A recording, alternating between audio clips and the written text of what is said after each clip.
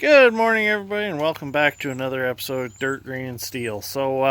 This morning got to the shop, and I'll show you what we got going on. We got a little pre-planting maintenance going on because planting season is going to start here in the next week. So we thought we would get started on getting some tractors serviced, which I know should have been done in January and February, but we excavate too, so we have plenty going on. So let's go in the shop and I'll show you what we got going on.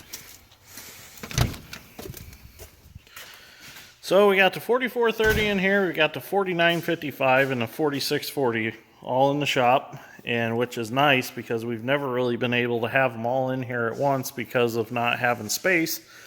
But since we added the 20-foot addition on over the winter, we've got plenty of shop space now, and we could probably get the 8640 or the 9300 in here, crammed in here also, if we had the 4430 moved over here. But them don't need to come in right now, so we're gonna get these done and then we'll get those done. So Dad's working on the 4430 right now. He's changing the oil in it, and Dad's strength put new light bulbs in the front light here and clean the lens all up because they do get dirt behind them and it makes them a little dim. So he's got that all finished up. Dad's got all the filters changed. He's putting oil back in it. He's going to clean the cab up, clean the windows a little bit, and then probably get his monitor and stuff put in it for the corn planter. So 4955, it just needs serviced. We're just going to change the oil in it, change the fuel filters and air filters and stuff like that, and check all the fluids and clean its cab up. Actually, we don't really need to change oil in it, but we're going to anyways because, as you can remember from my videos from last spring, the gear on the engine oil pump shaft spun and it lost oil pressure. So it actually had an oil change at that time and was hardly used other than on a grain cart. So I got the 4640 in here. I got 10 more weights for it so that it handles the air seeder better this year. Last year I was riding wheelies everywhere I went because I just didn't have enough suitcase weights on the front, so we went new pairs of tractor parts, and they actually had suitcase weights for it. So, which is kind of interesting because they usually are nothing but 2 cylinders, but he had a pile of suitcase weights, so we got some. So now it should be a lot better. I'm going to fully service it. Got to change the hydraulic filters in the transmission because being it's hydraulic front wheel assist, it's very important to keep the filters clean, keep new filters in it. They claim that that's the life of these front ends on these. So I'm going to fully service it. I'm working on changing the fuel filters. I've got to change, a lot of guys ask about these tack drives, why they leak. I'll show you why they leak, because I've got to fix this one because it was leaking. So let's see what Dad's strength's doing.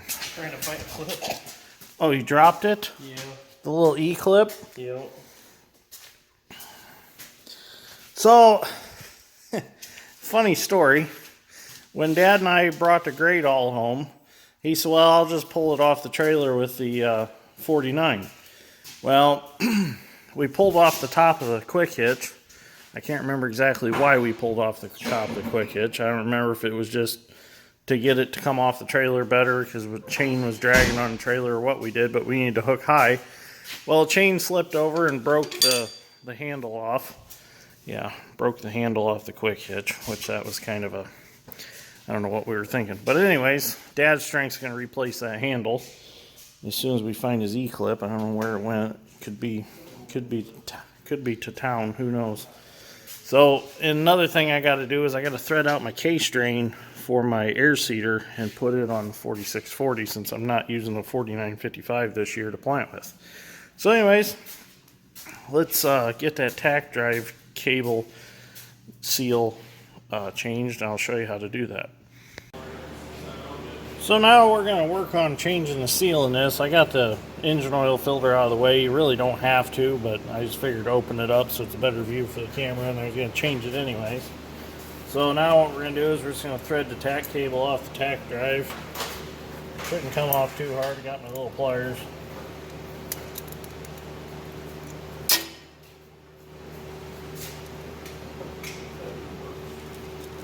So what's in here is there's just a rubber in here. This is the replacement rubber. And that's the part number for it. So let's get my pocket pry bar out and get that out of there.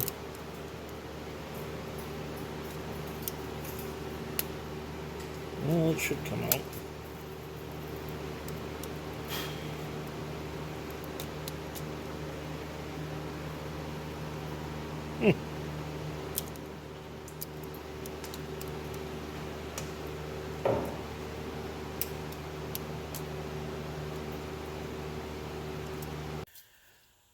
Okay, so apparently at one time somebody filled that all full of silicone. That's not supposed to be filled with silicone. So I had to dig all that shit out.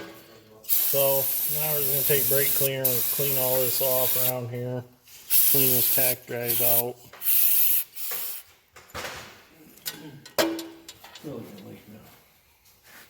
Probably will leak. I'm fixing it. So we're going to go ahead and put our new rubber. We're just going to slide it over our tack drive shaft. Just like so. Work it in there. Oh, that's nice. So now we get it threaded back on there.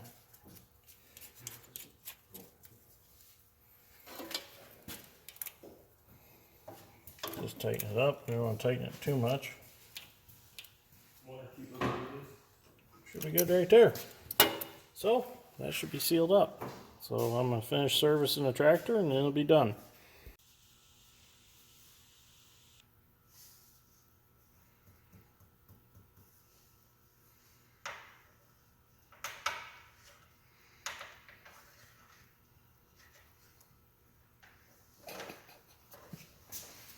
Well, I guess I don't own a pocket pry bar anymore because now Wilson has it. To chew the handle off.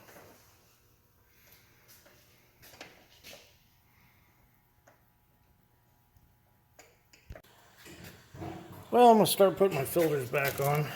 Go ahead and put the engine oil filter on. Get the O-ring in its groove. Get a little oil on it.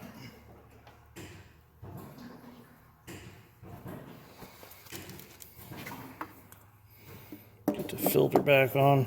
I have to convert this over to the other style filters so all the tractors match when we get time. Just got to change the adapter. What really sucks is they started reprinting their labels on their filters, and you used to be able to turn them so the John Deere was out, but now since they reprinted them, they're on the wrong side for the John Deere to be out. And then another thing that makes me mad is these fuel filters. When they stick the stickers on them, they don't get them straight. Look at that. It's terrible. I'd like to find the guy in the John Deere filter department and have a word with him with this, because there's no reason these can't be on there straight. Looks terrible.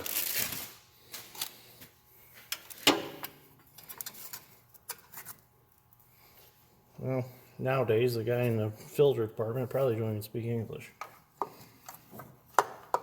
So we get our fuel filters back on. Don't want to get them wires in there. One.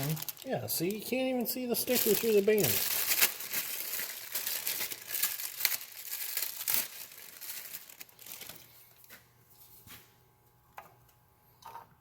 Oh, I gotta put that back.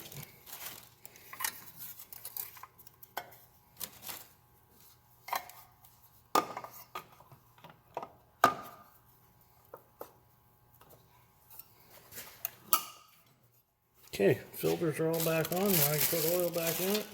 I'm going to put my little plug back in. Tighten that up real quick before I forget. I'll turn the fuel back on and get the engine oil dump back in it and clean it up a little bit. And the engine will be serviced. I already got the air filters changed out. I did that the other day. And so that's done. So I finished putting oil back in the tractor, got that all finished up, and then we decided that we like to keep our mufflers painted on the tractors. We don't like them to be rusty. So Dad and I decided to take them off, and this one on the 4640, the extension pipe was pretty tall on it, and I didn't like the way it looked. So Dad cut it off, and we shortened it a little bit so it matches the other tractors. So what we're going to do now is we're going to clean the mufflers all up, and we've got some John Deere muffler black, and we're going to repaint them and put them back on the tractor so they all look nice. It's kind of pet peeve of mine. I just don't like rusty looking mufflers.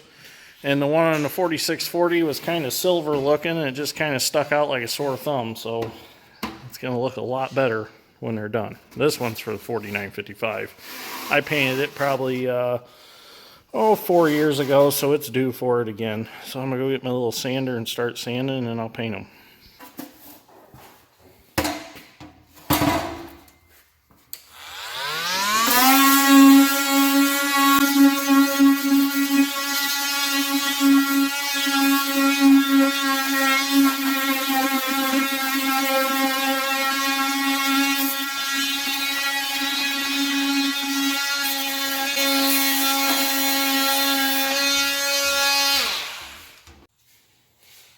Well, I got the mufflers all cleaned up, so now I'm going to take the muffler black and I'm going to start painting them. I'm going to paint it up.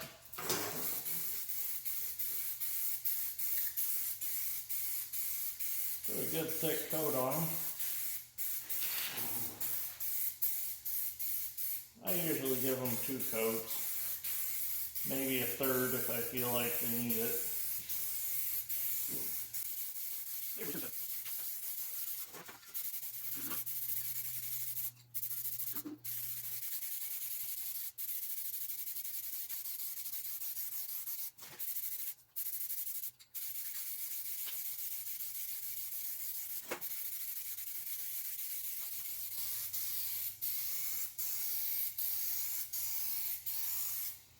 And there we go. All I gotta do is paint the other side and they are done.